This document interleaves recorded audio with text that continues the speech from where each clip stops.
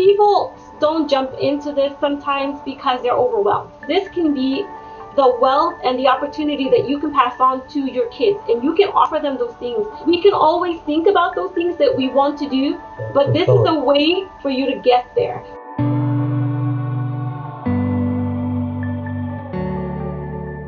Success Chronicles are fun because I get to talk with so many different people with so many backgrounds and so many takes. Today we're talking with Ralph and Liz Ramos, and their conversation dives so much into their partnership and what makes their partnership work.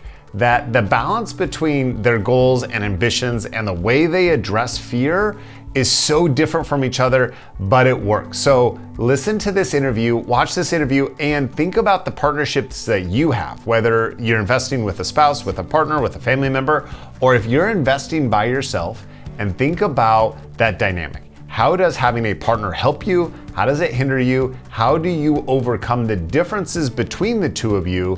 And if you're doing it by yourself, how can you facilitate the fear and the overcoming of the fear that leads to success? Welcome everyone. I've got with me today Liz and Ralph Ramos, and I'm so excited. I hear so many good things about the two of you. So let's get into it. Where are you from? We're from Orlando, Florida. Okay. The Sunshine State, yeah. State. It's dark and cloudy and murky today in Kansas City, so maybe we'll trade places soon. You can have the heat. Welcome to another episode of Success Chronicles. It's always so fun for me to talk to people from every single place around the country, but also different backgrounds and experiences and starts with investing. So tell me about your journey so far in your investing. So I'll start. Ladies first. Yeah. So this actually, we stumbled upon this. So funny story is we got our first grandchild. She's 3 months old. Congratulations. And we were at a family reunion for her birth. And a friend of ours mentioned about tax liens and that she had to do something for one of her property because it had a tax lien against it.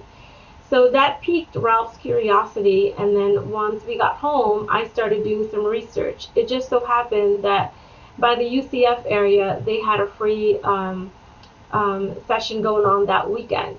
So we got tickets and we attended. We were pretty excited about what they were talking about in the program.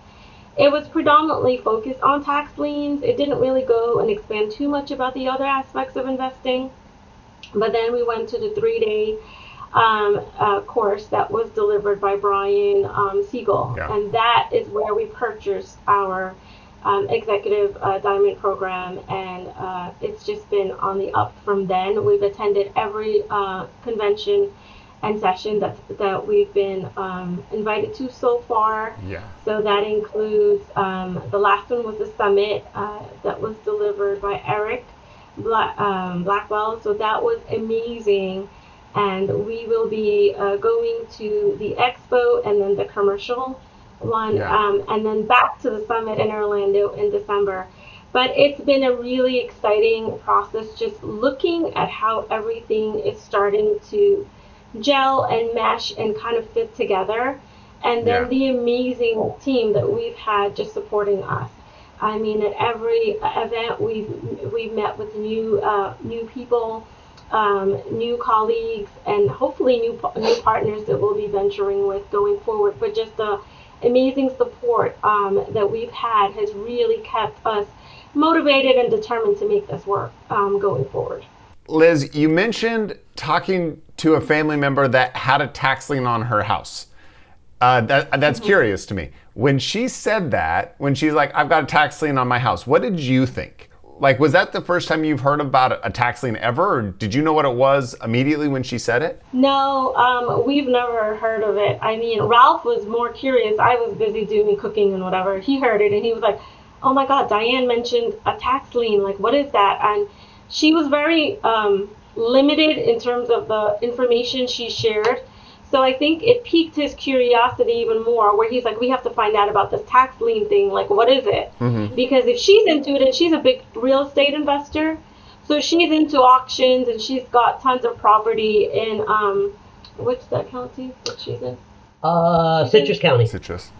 So she probably owns dozens of properties. So her mentioning tax lien to us was like an antenna, like, okay, there's something with this, and the real estate strategy that she has that we need to learn more about. So that's the first time we did hear about it, and I think Ralph was kind of like, what is this? We need to find out and understand how we can learn more about it. Now, Ralph, it's interesting, right? Was that your first foray or desire to invest in real estate, or have you been a real estate junkie and reading and listening to podcasts and all the things forever and then just never done it? So to be honest with you, I've always been interested, but I've never knew the angle. I didn't want to have to go and get a real estate license and have to work for somebody. So a little bit of feedback behind me is I spent 20 years in the military. Okay.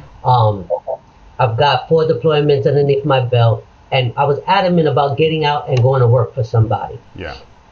And so I started my own business. We opened up. I had what was I doing? Transportation business. Transportation. Okay. He's done a bunch of different transportation type businesses. So when this was brought up, I was like, tax liens. Wow. And then I was listening to her conversation. I have to, this renter this, and I have this problem. See, I like those problems. I'm more of a hands-on kind of guy. Okay. So it piqued my interest. And I told my wife, I was like, babe, I said, we got to look into that.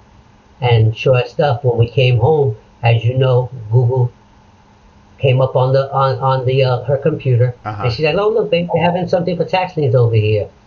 To be honest with you, we completely forgot about it until the Friday night before. Yeah. And I asked, I said, did you sign us up? And she says, no. I said, well, let's sign us up now, see if we can still get in. Yeah. And we got into the free seminar. And then from there, it's piqued my interest because, like I said, I'm retired. Yeah. So for me, this gives me a sense of purpose.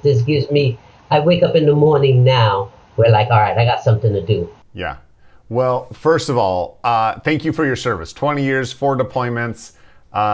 So much gratitude and appreciation for your service in keeping our country safe. So thank you for that. You're welcome. I've been around military a lot. It feels like in my adult life, I have some friends that are in the military, and just feel like I've been around it a lot. Military is interesting, right? Because you wake up every day and you're told what to do and where to be and how to dress and all it's so regimented. And then you get out of the military and it almost feels sometimes like, now what? Yeah. Right? Like you retire and nobody's telling you what to do every day. You don't have a boss. So it's interesting to me that you went from, had you just had enough people telling you what to do and you're just like, I just want to be my own boss? Yes. Yeah. What did you discover when you started your transportation business about being your own boss? I discovered that the work I put in is going to be the benefits I reap. So if I wake up with a purpose and I wake up and I say, okay, I got to get into this and I got to go after this, and I know it's eventually going to pay off. Yeah. But I have to put the work in. Sort of similar to this, and this is what draws my interest. So you mentioned your friend and how she's got all, and maybe just for clarity, did she have a tax lien on one of her properties? Like she didn't pay her taxes, so the county put a lien on her property? Is that what you were saying? Yes. Yeah, okay. That's a really interesting, maybe we own it. I'll have to go back and look. It'd be really, really funny. Okay, so she didn't pay her taxes, has a tax lien, but she also has a rental portfolio and was talking about the tenants and the issues with the management and the maintenance. And then that got you excited, Ralph? Yes. You like dealing with the tenants and all of the issues. It's not, I know people get overwhelmed, and yeah, it can be very overwhelming. It can very taxing, but it depends on how you look at it. If you go in there and you look at it and you say, all right, this is not a big deal, I can make this happen. Or the biggest thing is when you have so much and you're trying to do everything at one time, instead of saying, okay, let me deal with this, and then then I'm going to go this, and then I'm going to go with this. That's where the structure comes in. Mm. That's where the military comes in. And that's where my new military comes in. The structure. Yeah. Focus on this. We'll get done with this, and then we'll go here. What's it been like for you, Liz, at the beginning? So I come from a financial services background, Okay. 35 years in financial services. I've worked for some pretty amazing companies. I've been fortunate enough. For me, it's always kind of like, oh my God, the investment. It's so much money. And you're looking, you invest something and you're looking to see the results tomorrow, right? That's my mentality. I'm thinking numbers, data, data, data. Okay, I'm putting this in. What's my output? Yeah. And coming from that type of a mindset, you're like, oh, I put this in. I have to put more and more and more, but I'm not seeing anything. But I think for me, and the way my brain works, I'm very analytical, is going to these different conferences has really helped to understand, okay, you have to not only invest the money, but you have to invest the time. And I think mindset is a huge, huge, huge role in how we're going to make that effective. So going to the conferences and having all these different leaders, and they're not just leaders, right? These are people that were once investors like us, and they're teaching us the pros and cons and the path that they had to go through, and they're helping us not to encounter the same pitfalls that they did, right? So taking all of that and putting it together, what I have learned is I work by piecemealing things together and creating my own strategy. Okay. So that's kind of what I've been doing, taking all the notes, bringing all of the information that they share with me. It's been scary. I'm not going to sit here and say that it hasn't been scary, but I think par for the course, right? If you're not scared, then something is not right. You're putting in all this money and you're like the why behind it, but part of that why comes with action. You have to take action before you're going to see that why translate into something meaningful. For us, it's been trying to take all the information, digest it, and then put it into a strategic format that's going to work the way his brain works and the way he is, and the way that I am. So I'm like, okay, during the day, I have to create his to-do list. Okay, go get all these things done while I'm still working. And then come back to me with all the things that you've got accomplished, and let's put together what the next step is. And for me, and for us, that's what's been working. But it's been a very interesting, like I said, scary journey. But I think part of the fear comes with taking action and having coaches and having people that when we're not sure how to do something, we know who to call, or we can leverage our team, if you will, and they'll help us find the answer. So I think that's been a big help in diffusing some of the fear factor with the journey so far. Now, you've mentioned this a couple times now, and so I want to unpack, because I've got my own thoughts, but I'm curious. You've mentioned fear and being scared, and I try to put myself back in that early beginning steps for me. Mine was completely different. I was in college. I was a broke college kid. I didn't have kids. I just gotten married, and my fear was different, right? Like at 23, 24, 25, as I was starting my journey, my fear was there. If I failed, okay, great. Like I'm 20, I can start over. When you're a little bit older, you've saved for retirement, you've got a retirement, you've got some stuff to lose. You have debt, you have a house payment, you got car payments, whatever it is, right? You make mistakes and it's a lot more impactful. But I still have that fear, for different things. Like my tolerance for fear and being scared has completely changed. There's still things that I worry about and that I'm scared about. But you said two things that I wrote down real quick because I thought it was interesting. You said, if you're not scared, something is not right. What did you mean by that phrase? It's human nature. Whether you're working for a corporate job, you're working for a not-for-profit, whatever it is, anytime there's change, you're going to have resistance. And there's going to have that fear factor there because it's unknown. You don't know what you just signed up for. You're putting in all this money and you're like, oh my God, where are the results? Where are the results that I wanted to see tomorrow, right? That's the fear that I'm talking about. Anything that's new that you're not sure because you don't have the path completely defined yet is going to have some level of fear. And like the things I underlined, it's the fact that, like you said, we already have bills, we have all these other payments, but we're taking on more additional, debt. Obviously, it heightens our fear, but also the unknown.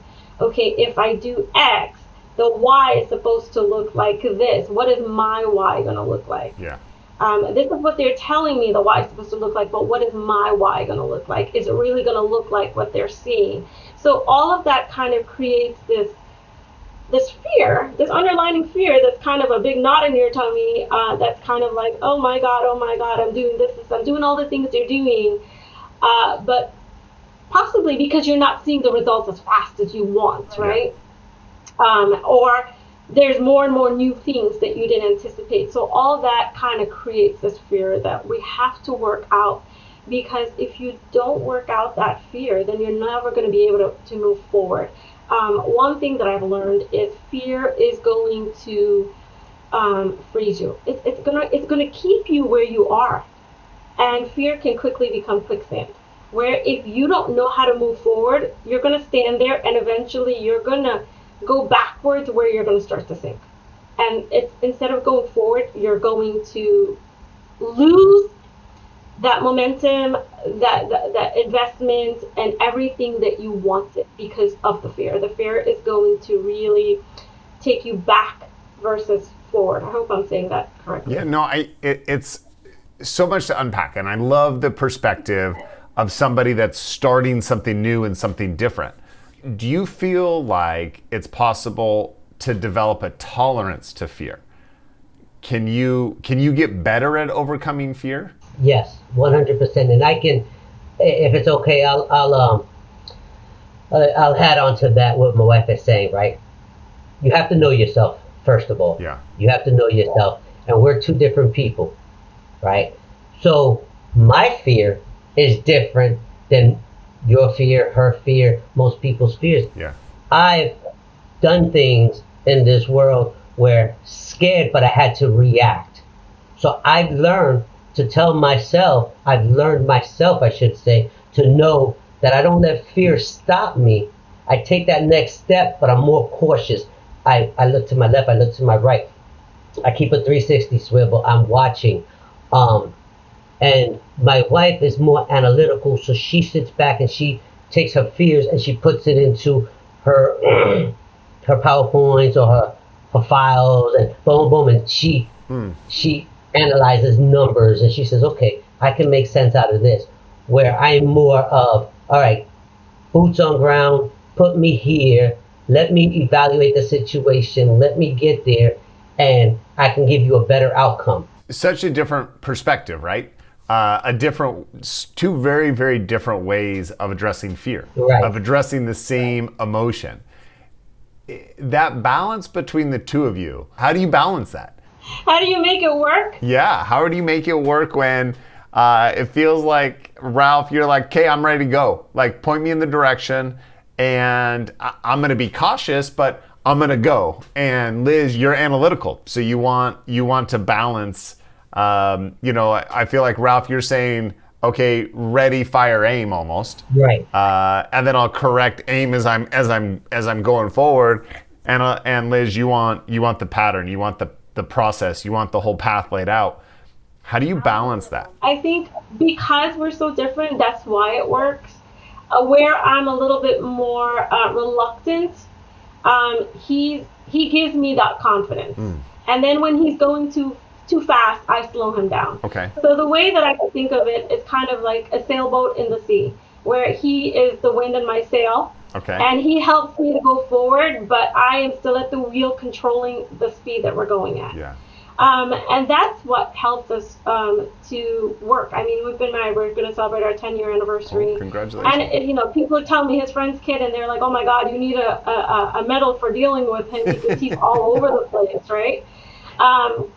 But for me, because I am so analytical and because I'm a little bit less reactive than he is, I need to have the data. I need to look at what the data is telling me before I take action. Where he's like, you can't always do that. Sometimes you just have to take a leap of faith. Yeah. So we kind of blend those two approaches, if you will. and then we kind of arrive in a mediocre place where it seems to work for us, where he gives me that extra push, and I kind of slow him down when I need to. Yeah, it seems like you guys have a great partnership. An incredible, almost 10 years. That's something to be proud of. So congratulations. Thank you. How would you do it without? I mean, so important, I'm sure, both of you, right? Having each other, balancing each other out. Liz, what would you do if you didn't have Ralph? If Ralph wasn't there pushing you forward, how would you still execute in the face of your fear? I think it would take me a little bit longer. I'm not saying that I wouldn't, because I was a single mom for 21 years, and things that I didn't think I can do, I did, and I came out so much stronger because I did it. So I think I definitely would have eventually made it on the other side. I probably would have taken a little bit longer than having him on my side, right? He's pushing me forward faster, so I would probably be cruising at 20-25 mile an hour, where he has me about 45-50 miles an hour. Yeah. I'm not going towards the speed limit or over the speed limit, but I'm in a comfortable place where I'm not just cruising. I'm keeping up with traffic, if you will. Yeah. So that's what he does for me, versus if I'm on my own, I'm usually cruising, wanting to take in everything, and I'll eventually get there, but it'll take me longer. Liz, you mentioned the other thing that I wrote down as you were talking. I've written actually a lot down. But you said fear comes with taking action. And it's such an interesting statement, because my fear comes from inaction. My fear and my worry and my stress comes from, like, I definitely have FOMO, and I definitely have this idea that everything's evolving and everything is changing. And every year when we invest, it changes just a little bit. And so my fear is not taking action. My fear is sitting and being in the same spot today as I was yesterday or last year. But sometimes we're scared of taking the wrong action. So tell me more about your fear about taking action. Like, where does that come from, and how do you balance that? Or maybe, Ralph, maybe that's a better question for you, because anyways, maybe I'll leave that there and let the two of you unpack it. So for me, I can say it's funny you asked that, because without her, I probably would have already made some big mistakes. Yeah. Because I like I said before, I'm a very talkative person. I'm a very friendly person. I believe in smiling every day. I believe in laughing every day. I believe stress will kill you faster than you want. So I wake up every morning and I attack the day as a happy day, and I go out and I meet people and I laugh and I joke. But I'm also a high risk taker, where she brings me back down and she says, okay, hey, hold on, before you jump into that risk, think about this and think about that. Yeah.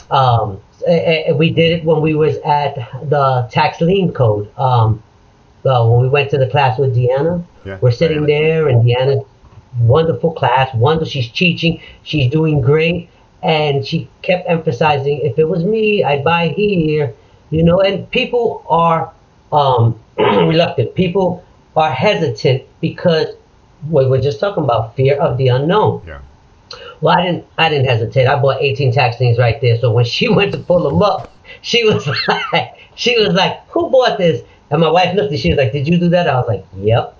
You only got to tell me one time. If you thought that this is what you should invest in, well, I'm not going to be the one that's going to slack, because I'm going to miss on those opportunities. I'm going to jump in it, and then, hey, we take it from there. If I lose, I lose. But if you're teaching this class and you're saying, I would do this, I'm not going to hesitate. Where a lot of people in the class were like, well, why don't you buy them first?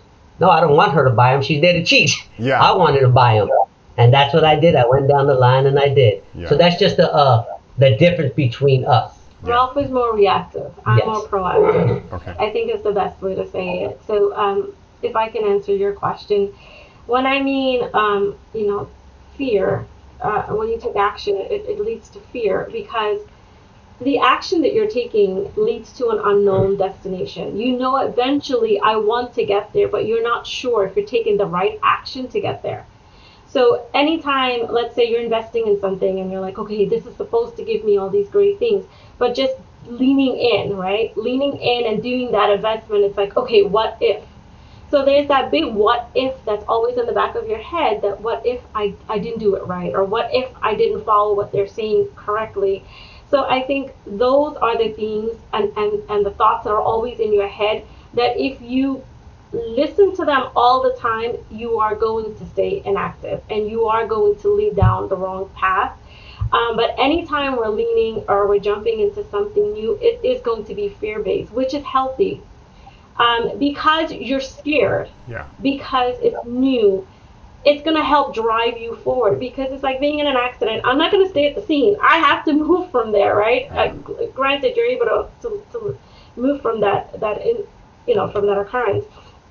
If you stay in that moment, you're going to live your whole life in that moment. I shoulda, coulda, woulda. Yeah. But if you get up from that and said, oh my God, I have to do this better, or I have to do that better, you're going to be able to walk a different path. And I think it's the same thing. If you live in fear with every opportunity that you're given, you're always going to end up in a wrong path. But if you let fear lead you to a different place, by listening to yourself, believing in yourself, you're going to arrive at the destination that you have in mind. But again, it's also part with over here. Don't listen to what's back here all the time. You have to listen to what's up here as well. And you have to put in the work. You can't just expect all these other people to teach you these things and give you the tools, and then you take it and you store it into your box. And you're like, okay, yeah, I'll get to it when I get to it, and expect to have results. Because then that fear becomes your life. Yeah. Because you're now fearful, I put all this money in here, and here you're not putting the time, or you're not leveraging that screwdriver or that drill or those nails or those screws they gave you to build what you're supposed to. Yeah. It's just sitting in the box. You're not going to get anywhere, and you're going to become more resentful and more fearful. Yeah, that aspiration is so interesting, because I want to go back to your friend, or not your friend, your family member. You're sitting at this gathering, and she's talking about all the rental properties she owns, and she's talking about investing. She's talking about one of her properties has a tax lien. If she's like me, there's always questions around when people find out I'm an investor. There's always those kind of tertiary questions, those dipping the toes in the water and wanting to know a little bit about it. But it's always interesting to me, the people that it actually clicks with, the people that are like, okay, Brian, I actually want to know more. I want to know more about how to invest. How do I buy a tax lien? How do I buy a rental property? How do I flip a house? How do I invest in whatever it is? I'm guessing she's had that same conversation with hundreds, if not thousands of other people beyond just you two. Mm-hmm. What separates people? Because you two took it and were curious, and that curiosity turned you into some action. You started Googling, you started looking up, you showed up at an event, and that lots of people see advertised, lots of people register for, but you actually showed up and did the work. What's the difference between you two that heard the same story as all the hundreds, if not thousands of other people that have heard the same thing from her? So as a single mother, I know there's single mothers out there. I want to be able to motivate them and say, you can do this. People don't jump into this sometimes because they're overwhelmed with life and overwhelmed with all the things that are already on their plate. And they're looking at this as, oh my God, another thing I have to add. So I would challenge people to just go deep within and find this and make this a priority as well, because this can be the wealth and the opportunity that you can pass on to your kids, and you can offer them those things. So to Disney, and to take them, oh, my daughter wants to go for her 16th birthday to New York City or to Paris or wherever it may be. I want to go to Hawaii because I've never been. We can always think about those things that we want to do, but this is a way for you to get there. So even if for those moms that are single, those dads that are overworked that are single, or those families that are living paycheck to paycheck, been there, done that. This is going to offer you a way to get to that life that you want, that quality of life, right? Offer that extra legacy that you can pass on to your kids. And so I would really support them to jump in this head first and do everything you can. Find an hour extra. If you got to get up at 5 o'clock in the morning just to look at a video, do that, because it has so much offering that it can give you for your family and your longevity. And to add on to that, it's not only that, it's also convenience and comfortableness. People are comfortable working 8 to 5, knowing that every week or every other week they got a paycheck coming in. Sure. So to them, that's, oh, well, I'm not going to do that because I already have the security. Yeah. So when you open up your mind and you say, man, this job is making me, it's giving me, I work 365 days and they're allowing me to take a week's vacation paid. You have to learn to separate yourself. So, and it goes back to what we were saying before, right? I came from where we had 30 days of leave, but the military I had so much time when I wasn't deployed or I wasn't doing stuff to spend family time. So for me, it wasn't like a real job where I come back in, retire, I see people in the civilian world, and 9-10 hours is either between traveling, getting to their destination and all of that. So it's a mind frame where I turn around and say, man, you know what? I don't want somebody to tell me how much vacation I can have. I don't want somebody to tell me, oh, I can't take vacation because I have this and this going on.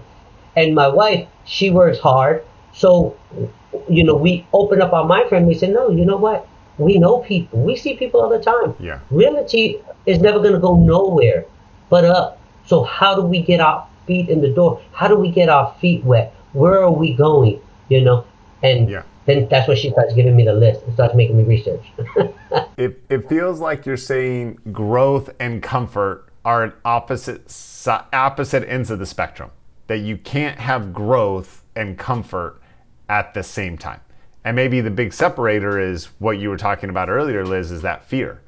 Is the thing that keeps people on that comfort side is fear. Right. And the bridge that we have to come across, the river, the gorge, whatever it is that we have to overcome, is that fear that gets us to growth and ultimately goals, is what it feels like. It's such a great perspective. Now, I'm curious about your relationship, and I don't want to dive into marriage counselor relationship categories, but Ralph and Elizabeth, you guys have been together, married for 10 years. But during that time, Ralph, you've been in the military, you've been deployed, off and on, right? What's it done for your relationship? What's it done for your family to be able to invest together, to start a business together, to be working on something like this instead of Liz, you being at work, and Ralph, you being deployed or being working in the military? I think it boils down to the old saying, a family that prays together stays together. We are very, very involved in not only our own lives, but our kids' lives. All our kids are older now. They're all over 21. And so when we get together, we have fun. We talk to each other all the time. We try to do little events with them. And just having the confidence in each other, the trust in each other. I know that I don't have to worry about nothing if I'm gone. I know she's going to hold the fort down. And when I come back, she's going to be here waiting, here, open arms. We're going to have our alone time. We're going to talk. And the biggest thing is we talk. We do talk. We have a lot of conversations. We believe in date night. We believe in having that one-on-one with each other. Even though we're empty nesters now, it's not always about being in the house. Let's get outside. Let's go open up our eyes. Let's go see what's around. We people watch. We laugh. We joke. We spend that good quality time together. And I think that's why we're so, at least I can say, I think that's why we're one. We're a unit. We're synchronized. I think even a little bit before that, to just piggyback what Ralph's saying, definitely, I think having two different personalities can be overwhelming at times, but you just have to find the parts that works and where you can strengthen each other. But we both have we were married before, so our kids together were a blended family. Yeah. So if that's not very just a big challenge to overcome, I think just going through that and having our kids interact when they were younger and see them growing together up as teenagers and adults, seeing all those different phases has helped us to overcome a lot of things that some families don't make through.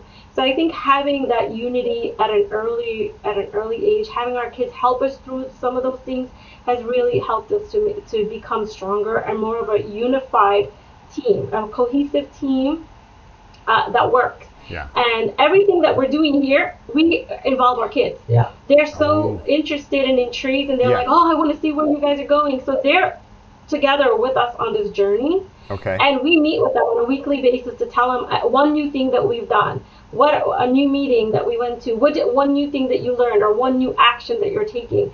Because we want them to understand that it's not the length of the journey, it's the path that you're taking to get to that destination that you want in your mind, right? So I want them to make sure that they're not just staying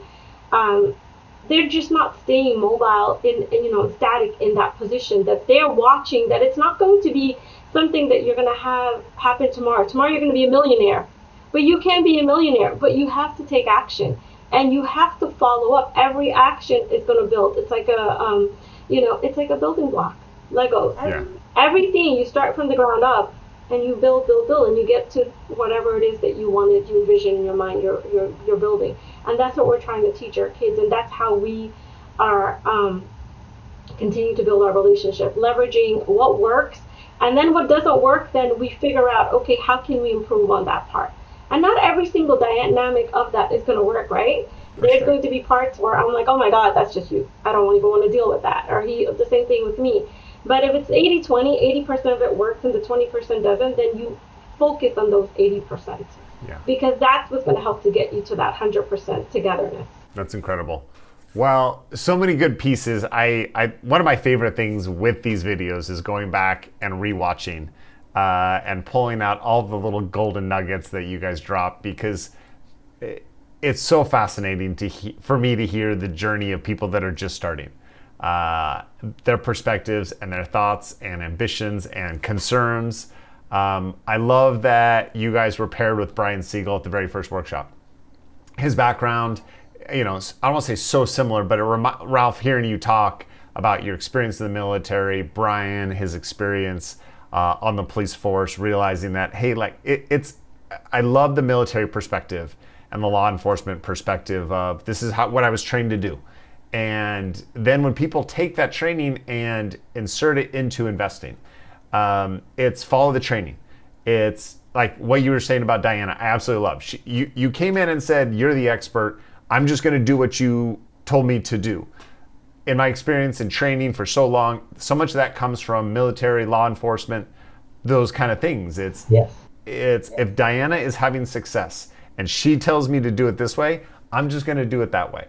And that step for me, that's the same pattern that I've followed in my life. It's find somebody who's successful, that's doing what I want to do, and I'm just gonna put my boots where they stepped. I'm just gonna follow them step by step by step. And if they're having success and I do the same thing, logically, I'm gonna have the same success that they're gonna have. So that perspective to me has always resonated. So I appreciate that so much from you guys as well. I think that is a perfect place to end. We're gonna stop right there. Go do something new. Go do something different. Try a different way. Find somebody that's got what you got or what you want to get, and follow them. You too. It was a pleasure. Thank you so much. Thank you, Brian. See you soon. Thank you for having us, and thank you for creating this program. I'll see you in a couple weeks, right? You're coming to Kansas City? Yes. Okay. Yes, sir. I will see you then. Thank you, guys. It is so interesting hearing two different sides of the same story. One that wants to go fast, one that's cautious. As you watch this, I'm sure if you have a partner, you were thinking, man, that's me. Ralph is me, or Liz, that's me. And I'm the one that wants to push, or I'm the one that's a little bit more careful. Understanding that your partner might have the opposite is such an important step, and balancing that, and understanding that there's a role for both, and finding that balance between you and your partner is so paramount to you being successful. And if you don't have a partner, if you are doing this all by yourself, the importance of finding somebody who will facilitate, finding a coach, finding a mentor, finding a support team that will honestly tell you, hey, you need to be a little bit more aggressive, or maybe you need to be a little bit more cautious. It's such an important part of this world.